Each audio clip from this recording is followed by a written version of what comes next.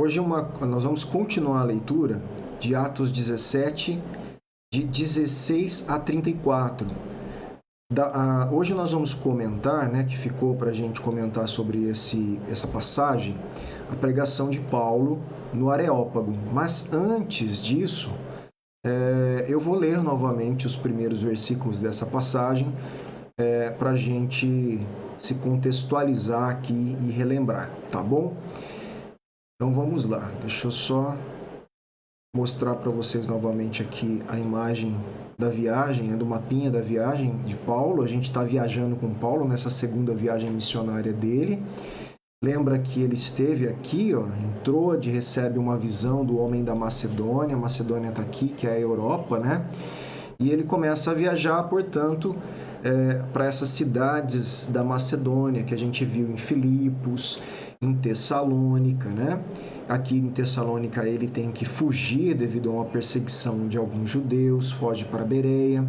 Em Bereia, os judeus ali da sinagoga são mais nobres, porque eles ouvem, e vão avaliar a pregação de Paulo, mas mesmo assim, alguns de Tessalônica vão ali perseguir Paulo em Bereia e ele tem que novamente fugir, acompanhado por alguns irmãos, para Atenas.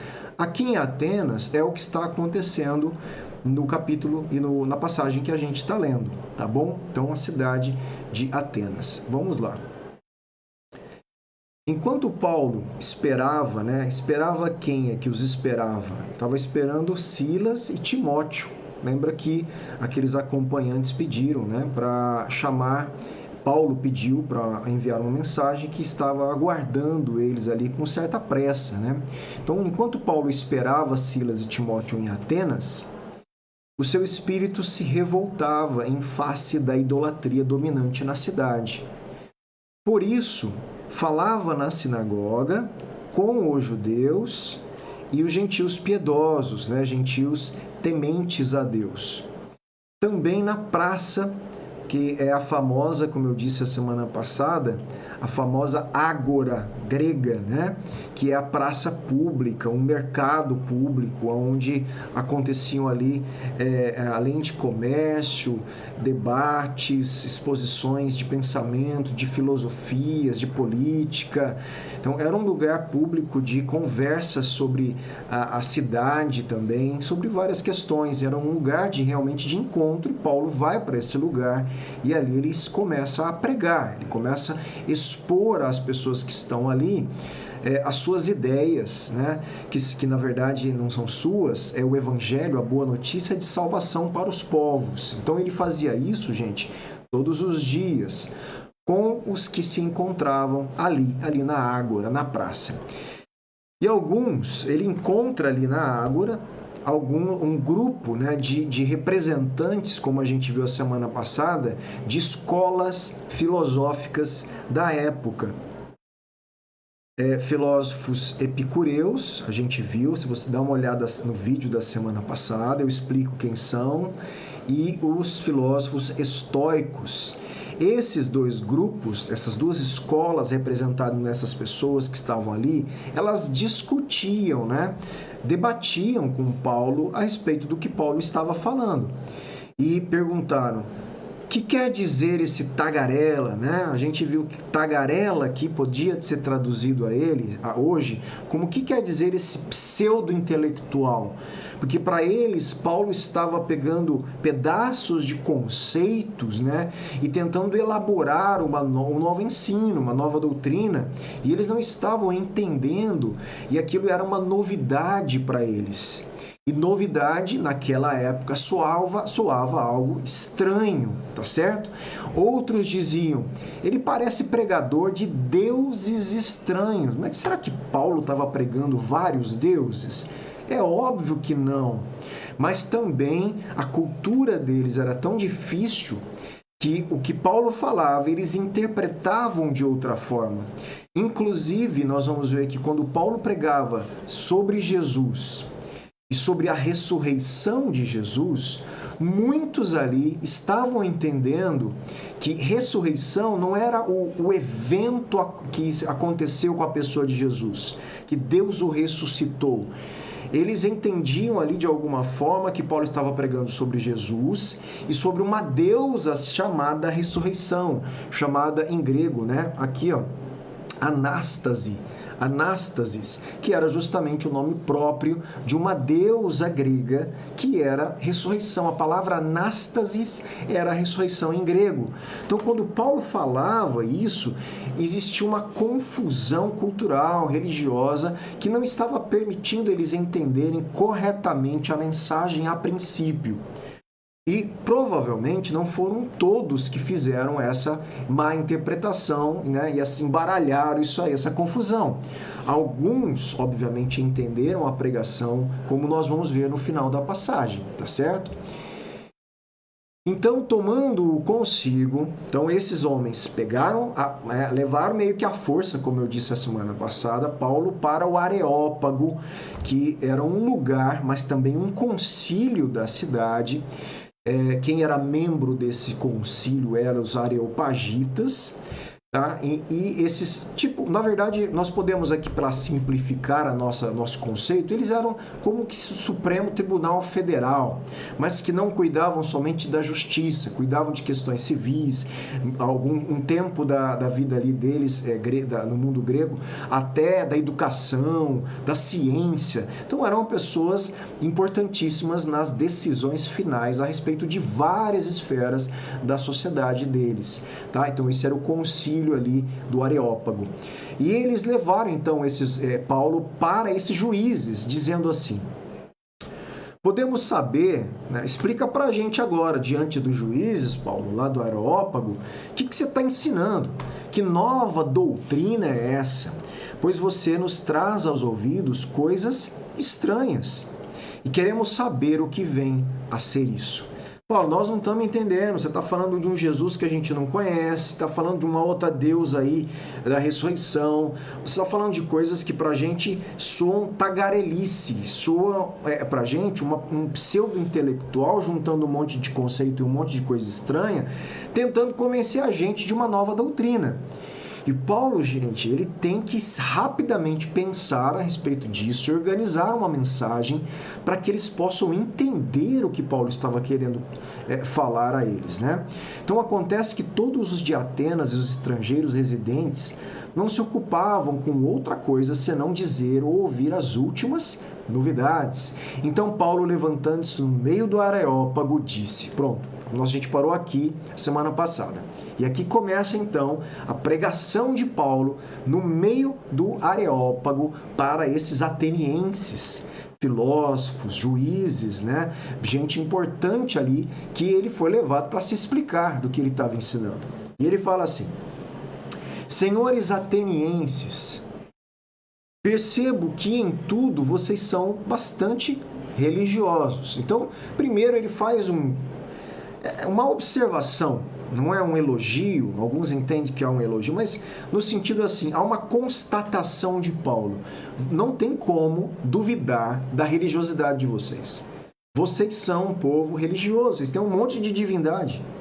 Você tem objeto de culto para tudo quanto é lugar da cidade. Vocês têm vários ídolos, Deus. Então, é incontestável que vocês são pessoas religiosas. Lembrando que nenhuma religião leva a Deus, não é? Só tem um caminho de salvação a Deus, que é Cristo.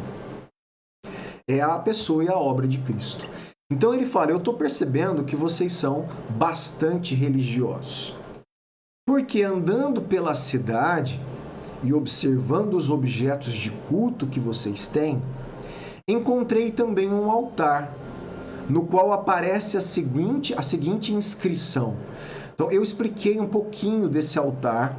Era um altar que conta uma história num livro de Don Richardson, um antropólogo cristão, num livro chamado Fator Melquisedeque. Ele conta a história, inclusive, tirado de pedaços da Enciclopédia Britânica, de um homem chamado Epimênides, que mais ou menos 600 anos antes de Cristo, tem um fato que acontece ali no meio dos atenienses, e Deus, o Criador, eles não conheciam o Deus dos judeus, mas Deus se revela a eles de alguma forma ali, que eles compreendem que não era nenhuma das divindades que eles estavam adorando.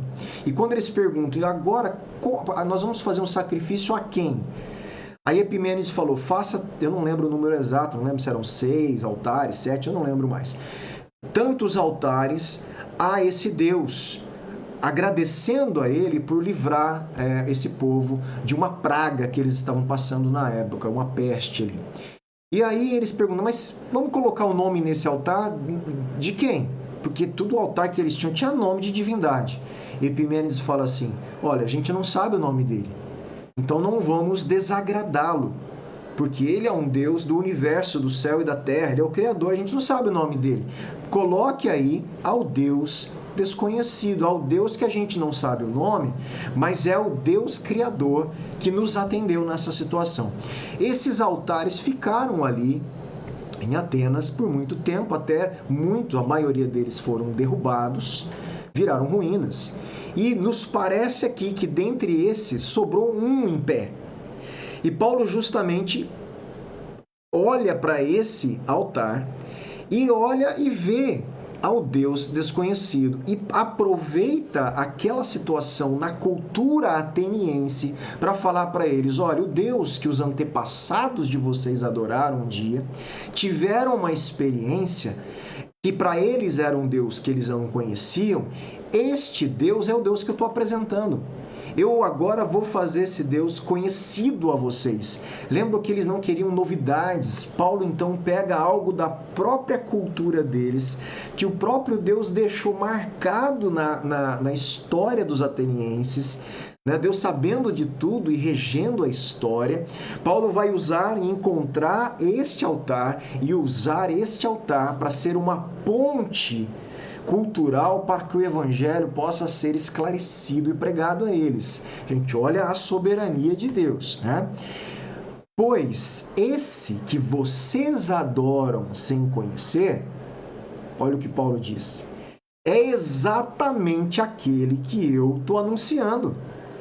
Este que está no meio de vocês aí há mais de 600 anos, na história, fazendo parte da história e tendo um altar a eles aí, que vocês adoram sem saber o nome, sem conhecer, é este Deus que eu estou anunciando a vocês. Eu não estou trazendo coisa nova, coisa nenhuma. Eu estou trazendo um esclarecimento de quem era aquele Deus que atendeu Epimênides, que é o Deus Criador, que o povo de vocês reconheceu, sacrificou, ofertou a eles, mas não sabia o nome. Este Deus é o Deus, e ele começa a dar a característica desse Deus que ele está anunciando aos atenienses. O Deus que vocês desconhecem, não sabem o nome, é o Deus que fez o mundo. Então, ele é o Criador. Ele é o Deus de tudo que existe, o soberano de tudo. Então, os ídolos e as divindades de vocês não são nada diante deste Deus, que é o Criador do universo, do cosmos, do mundo que vocês conhecem e investigam, e os filósofos de vocês querem entender a racionalidade do mundo. Este é o Deus que fez o mundo, organizou a criação. E não só o mundo, mas tudo o que existe no mundo Deus fez. Olha lá, o Deus que fez o mundo e tudo o que nele existe. E ele é Senhor do céu e da terra. Ele é o soberano, tanto do céu como da terra. Esse Deus que eu estou apresentando a vocês não cabe dentro de templos. Ele não cabe dentro da vidinha e da cabecinha de vocês. Ele é muito maior do que tudo, do que os templos, altares, os santuários que vocês fazem, né? Tudo que vocês acham que entendem. Ele é muito maior, porque ele é o Criador e ele é Senhor. Ele é o soberano, Kyrios, a palavra Senhor aí no original é Kyrios. Ele é o supremo soberano do universo. Ele é o Senhor de César, Ele é o Senhor do universo, Ele é o Senhor dos reis da terra, Ele é o Senhor de todas as nações, de todos os impérios. Ele é o Senhor e cabeça e soberano, inclusive, de todos os deuses e divindades que vocês adoram.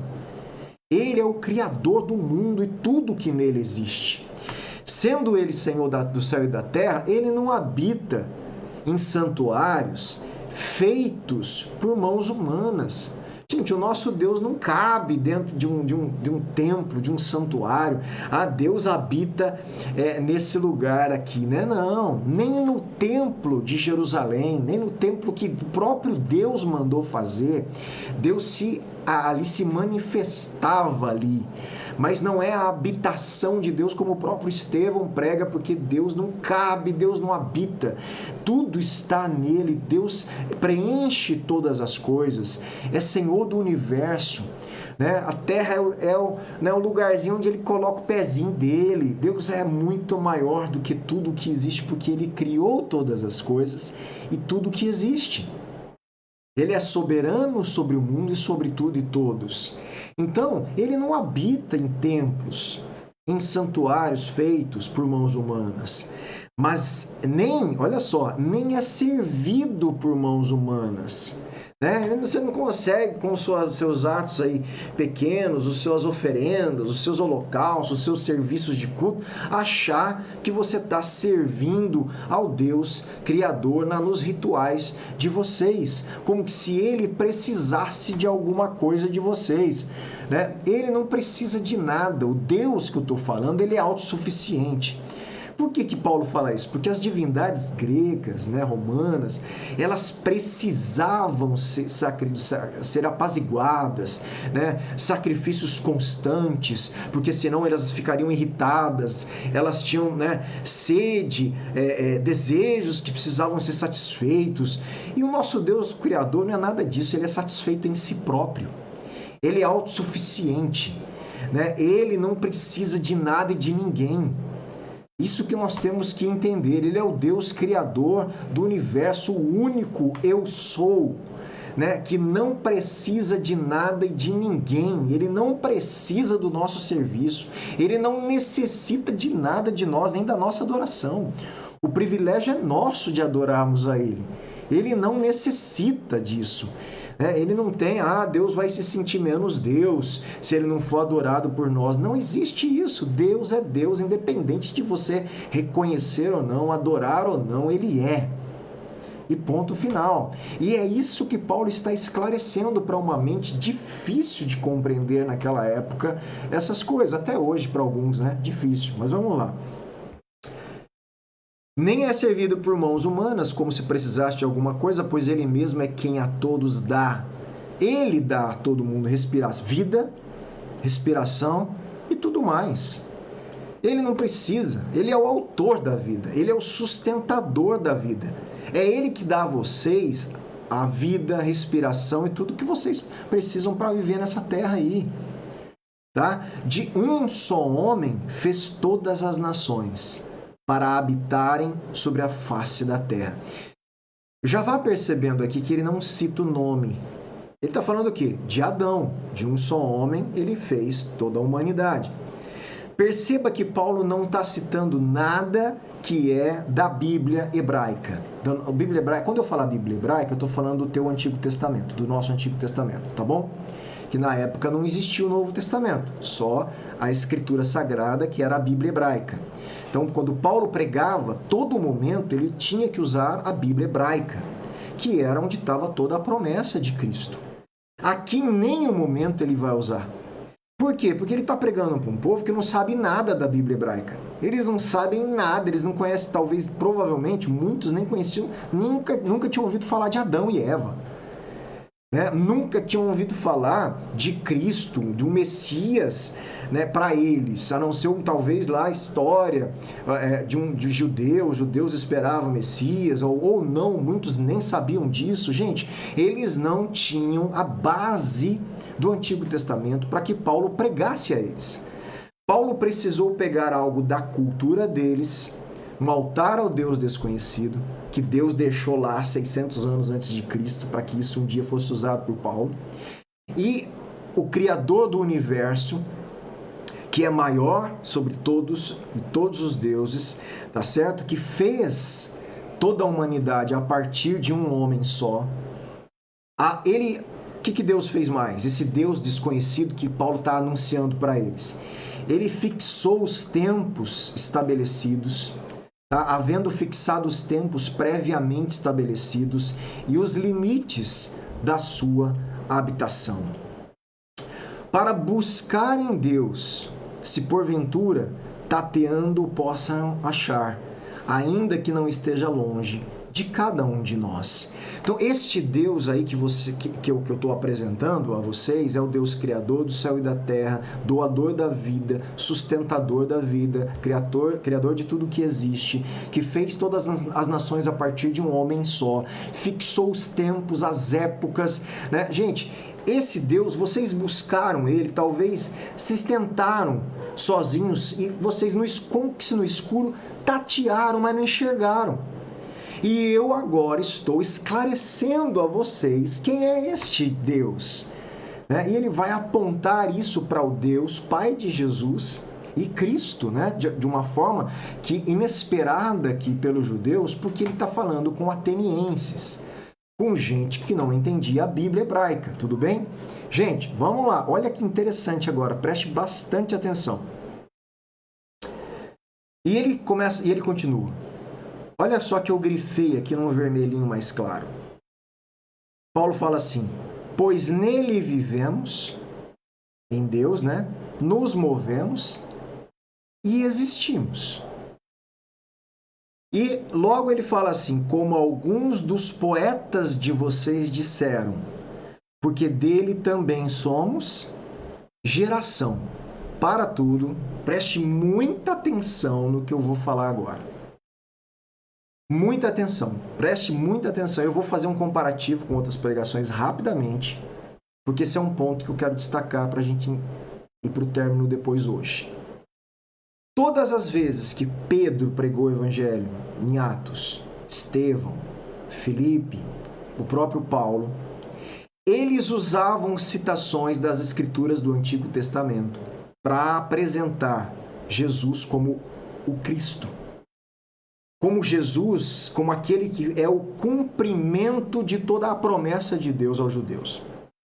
Ele não pode fazer isso agora, porque os atenienses não conhecem nada do Antigo Testamento. E ele está usando coisas da própria cultura grega para apresentar o Evangelho.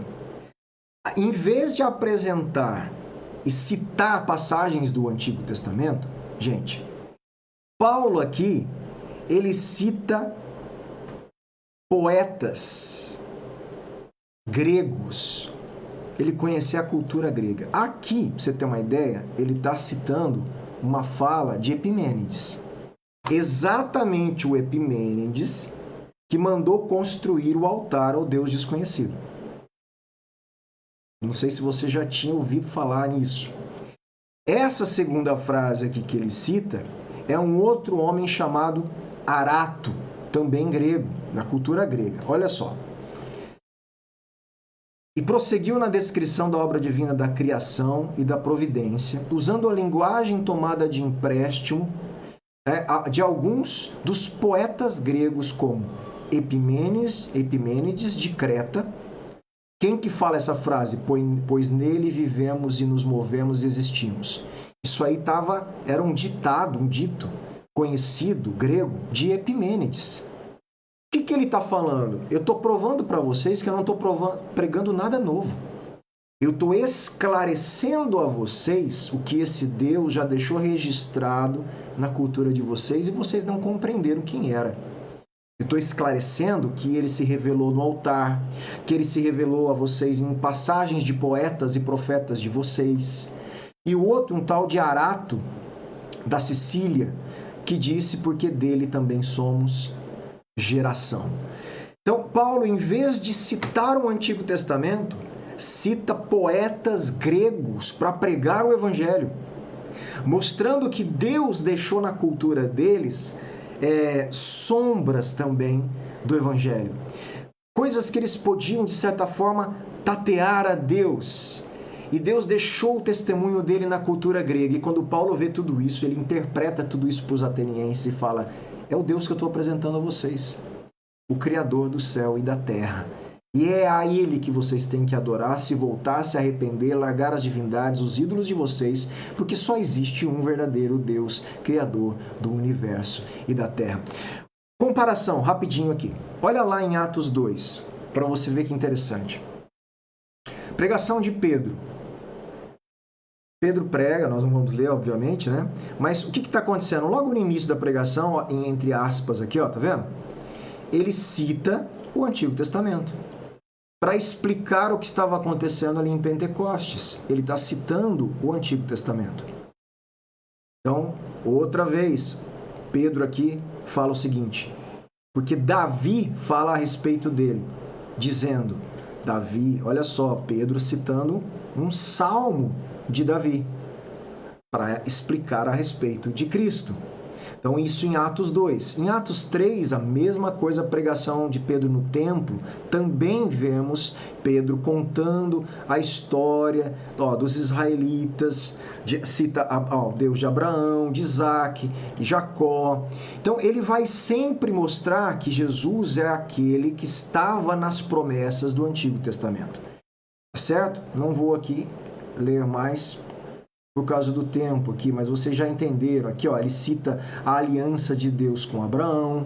Olha lá, tá aqui, ó, na sua descendência serão abençoadas todas as famílias da terra, falando que Jesus é justamente essa descendência que vai abençoar os gentios. Então, Jesus é o cumprimento dessa promessa a Abraão, não é somente Isaac, tá? Aí, Atos 5:42, todos os dias no templo, de casa em casa, o que eles pregavam? E não paravam de ensinar e pregar que Jesus é o Cristo. O centro da mensagem apostólica a todas as pessoas que conheciam um pouquinho do Antigo Testamento era mostrar que Jesus é o Cristo prometido do Antigo Testamento. Ele é o cumprimento de todas as promessas. Como ele prega isso para gente que não conhecia nada do Antigo Testamento e não queria nem conhecer e não queria nenhuma novidade? Ele está fazendo isso agora com os atenienses, usando a cultura grega, e ele vai traduzir o termo Cristo, não vai usar o termo nem hebraico e nem grego para Cristo, ele vai traduzir numa função do Cristo. Nós vimos que a função do Cristo era ser sacerdote para acabar definitivamente, tratar o problema do pecado da humanidade diante de Deus. Então Jesus fez isso. O profeta de Deus que traria a palavra definitiva para reconciliar o ser humano com Deus, Jesus fez isso. E o rei que iria vencer todos os inimigos de Deus, que é o próprio adversário de Deus que engana as nações, que a Bíblia chama, né, de Satanás. E o maior inimigo ainda é nosso, que Jesus vencerá a morte. Todos os inimigos serão vencidos pelo rei, que era a função do rei, e estabelecer um reino eterno de paz, justiça e alegria eterna. Jesus é este rei. Então o Cristo, rei, profeta e sacerdote, é Jesus. Ele termina a obra, completa a obra que Deus prometeu no Antigo Testamento. E além disso, ele vai julgar, o Cristo iria julgar todas as nações e julgar todas as injustiças. Como apresentar isso? Sem falar Cristo, porque os atenienses não iriam compreender, muito menos, as coisas do Antigo Testamento. Mais um pouquinho. Atos 7. Estevão, quando vai pregar, nós já estudamos, ele conta a história inteirinha, né, do Antigo Testamento, desde Abraão, passa por várias épocas. Gente, é fantástico aqui, é um panorama do Antigo Testamento, porque ele está pregando aos judeus. E ele apresenta Jesus como o Cristo, Filho de Deus, né, o descendente de Abraão, de Davi. É extraordinário.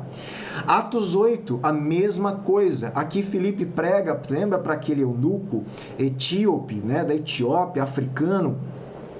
Por que aqui Filipe teve, entre aspas, facilidade para pregar? Porque esse eunuco, apesar de não ser judeu, ele tinha em suas mãos a escritura hebraica, pelo menos o livro, o pergaminho do profeta Isaías. E ele estava lendo o profeta Isaías. Ao ler o profeta Isaías, Filipe teve a oportunidade de esclarecer o Antigo Testamento a partir da obra de Cristo. E o eunuco crê em Cristo Jesus e se batiza. Então, toda a pregação do Evangelho tem como base, estrutura primária, o Antigo Testamento. O cumprimento de todas as promessas do Antigo Testamento. E todas as pregações a gente está vendo isso. Né? Atos 13:16. Paulo também faz isso.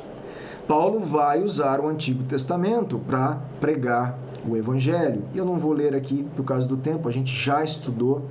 Você vai ver aqui, ó, citando o Salmo. Olha aqui. Ele está citando o Salmo número 2.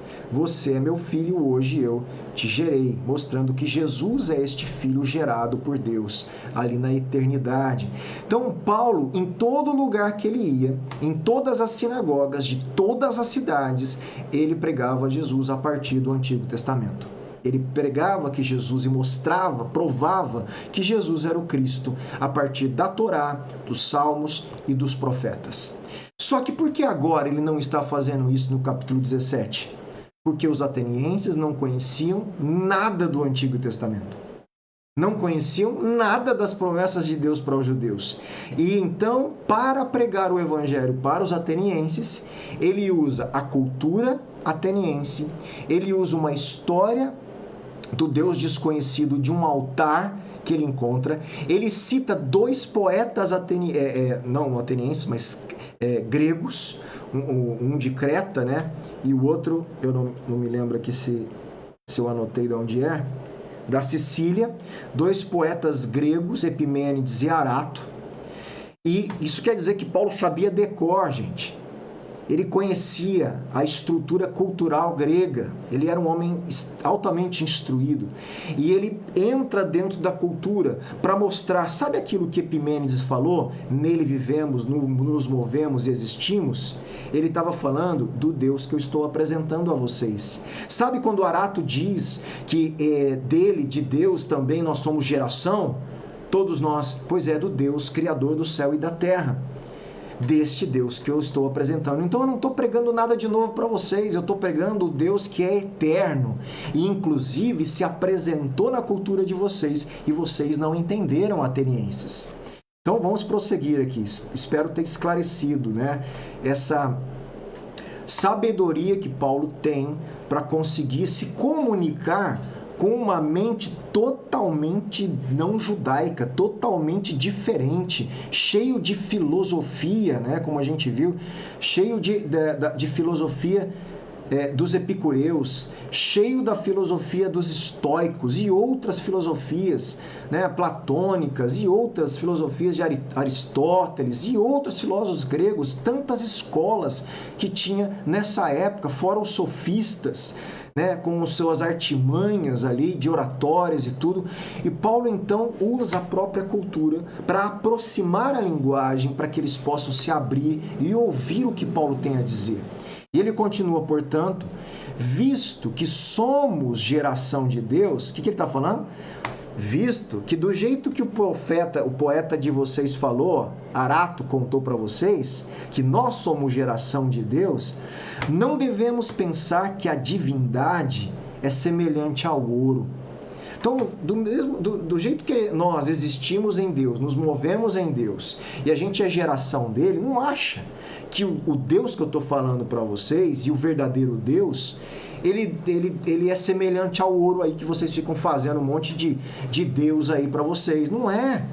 Semelhante à prata, de forma alguma, pedra, trabalhados pela arte e imaginação do homem. Não acho que o Deus verdadeiro cabe na imaginação de vocês, cabe na arte de vocês e que pode ser esculpida segundo a concepção humana. O Deus que eu estou apresentando a vocês não cabe dentro dessa estrutura, ele transcende tudo isso. E é a ele agora que vocês têm que conhecer. Deus não levou em conta o tempo de ignorância de vocês. Então, esse tempo aí que vocês ficaram ignorantes, que ninguém esclareceu quem era o Deus desconhecido, quem era o Deus que Epimênides estava citando aí nos escritos dele, que Arato. Por enquanto, vocês estavam ignorantes. Agora não. Mas agora que vocês sabem, que vocês estão ouvindo o Evangelho, depois da morte, da ressurreição de Cristo e do testemunho dele às nações, agora Deus ordena a todas as pessoas, em todos os lugares, que se arrependam. E aqui, gente, é óbvio que tem também, mas o arrependimento não é o arrependimento moral. Não é isso que Jesus está falando, que Paulo está falando aqui. Que se arrependam do pecado, né? Do furto, do não sei o que, da mentira. A gente sabe que isso é fruto da conversão. Mas aqui o arrependimento é se arrependam de ter negado o testemunho de Deus na cultura de vocês e se voltado ao monte de deuses falsos e divindades. Se arrependam, porque agora Deus não vai mais levar em conta o tempo da ignorância de vocês, porque vocês estão sendo esclarecidos pelo verdadeiro Deus, pelo verdadeiro Evangelho, a boa notícia única que pode salvar vocês. E ele continua falando àqueles homens, gente, lembra que ele estava falando aos juízes de Atenas, né? A Suprema Corte de Atenas, aos homens mais importantes, aos filósofos de Atenas, né, aos cientistas de Atenas, gente que cuidava da área da educação, gente que cuidava da cultura toda, da política, da estrutura social dos atenienses. Era essa gente que Paulo está pregando aqui. Porque Deus, eu grifei aqui, preste bem atenção, como ele traduz a palavra Cristo, por enquanto, para os atenienses. Porque ele aqui não fala Deus escolheu o Cristo e deu o Cristo para salvar. E Deus escolheu um homem.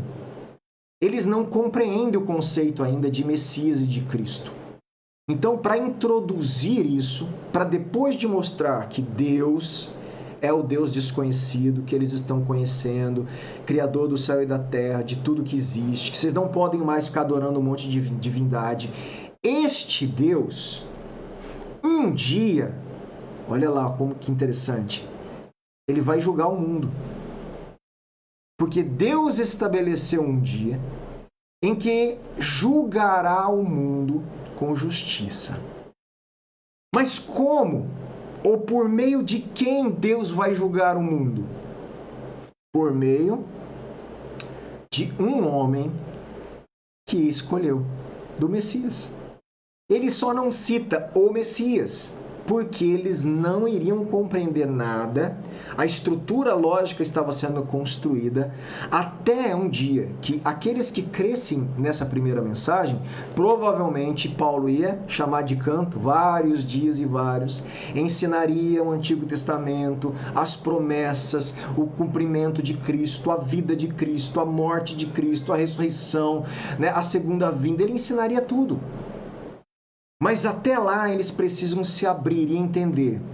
Primeiro, só existe um Deus criador do céu e da terra. Segundo, ele vai julgar o mundo.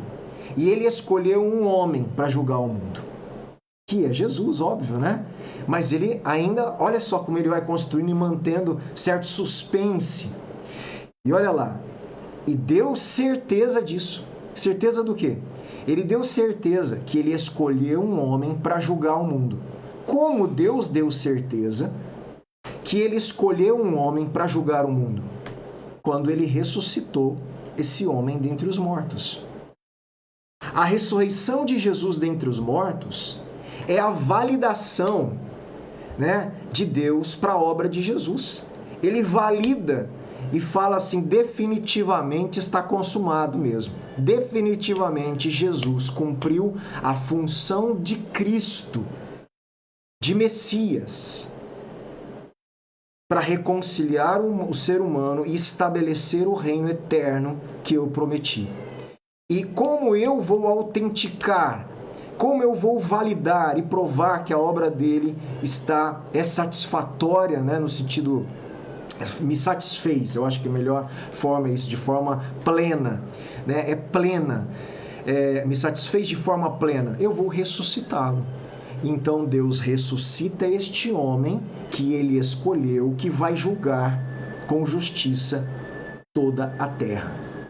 Fantástico, né? Essa é a lógica que Paulo está estabelecendo para conseguir se comunicar com um povo que não sabia nada de Jesus, nada da Bíblia, nada da vida de Jesus.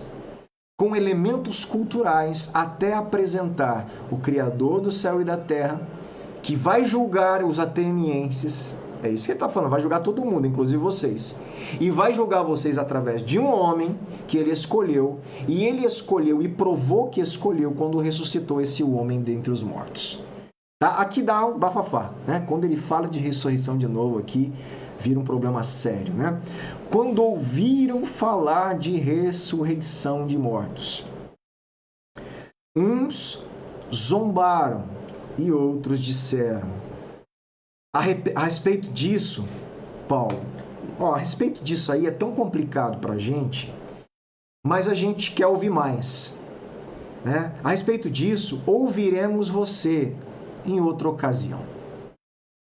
Quando ele fala da ressurreição, que não tem como não falar, porque a ressurreição é justamente isso que ele falou, é a certeza da obra de Cristo concluída. É ela que dá essa certeza, inclusive da obra que nos é proposta de salvação dos nossos corpos e da ressurreição final.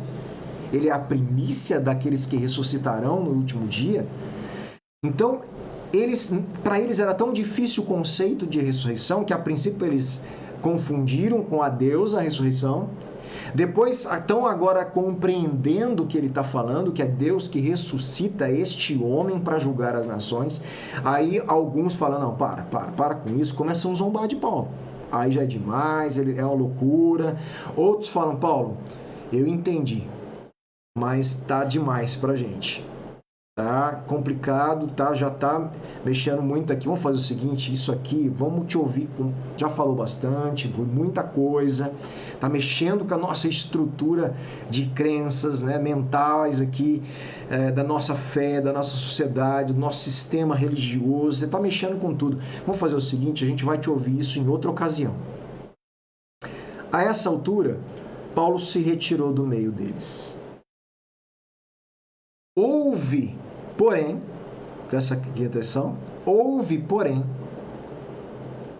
alguns homens que se juntaram a Paulo e creram logo nessa primeira pregação. Eles creram no quê? Vamos lá, no que eles creram? No que Paulo acabou de pregar. Então, o que Paulo acabou de pregar? O que eles creram?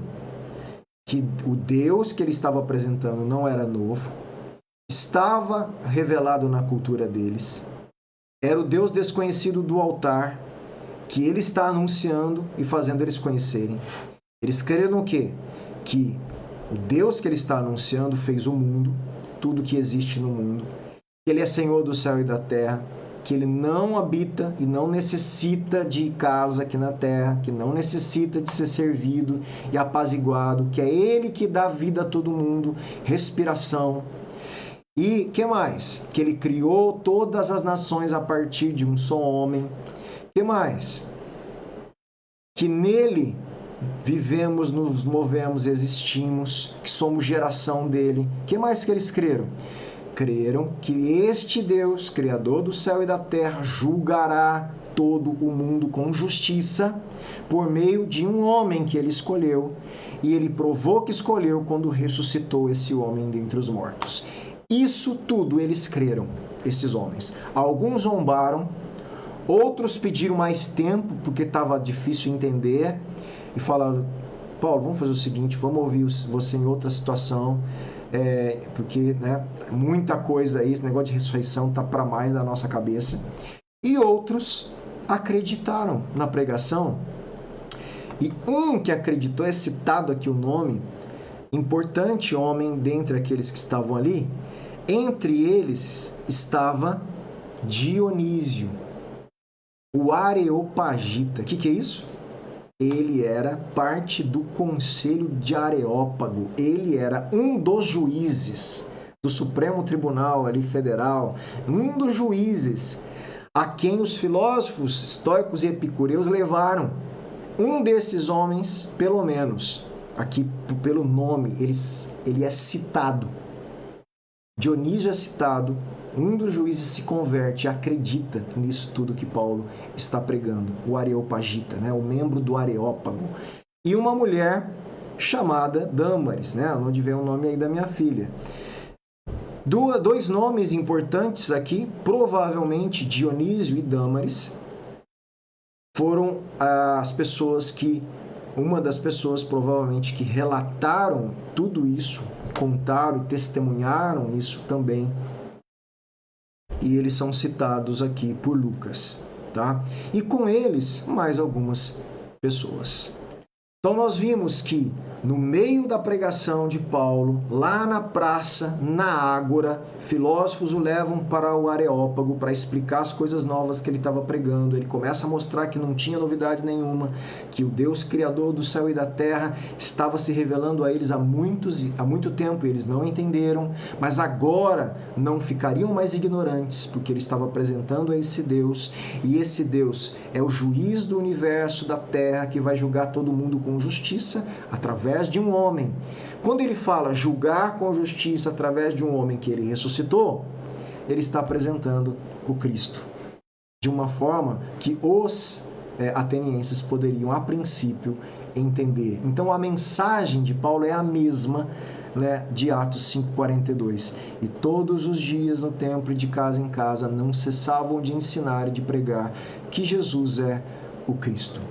Só que para os atenienses, ele precisou interpretar, traduzir o termo Cristo como o juiz que vai julgar a todos.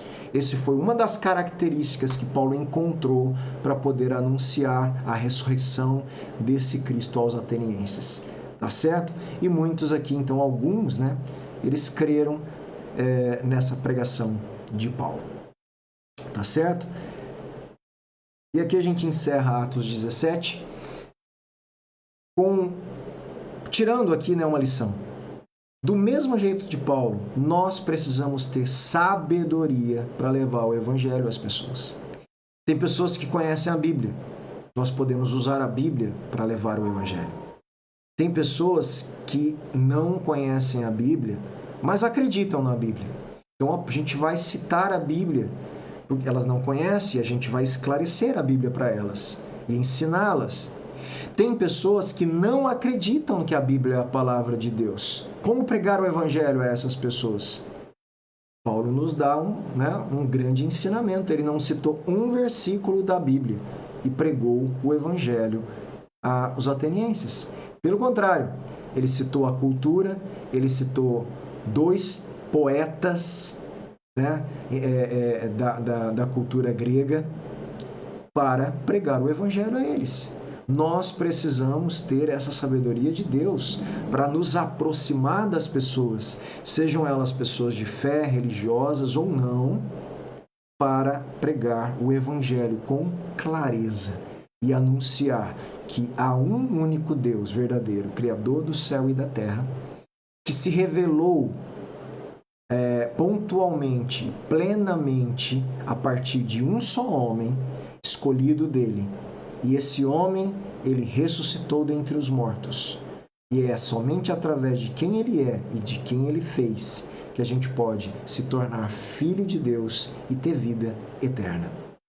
Vamos pregar essa mensagem a todos que Deus colocar no nosso caminho e dar a oportunidade, né, para que o evangelho seja anunciado pela igreja, por cada um de nós. Tá bom?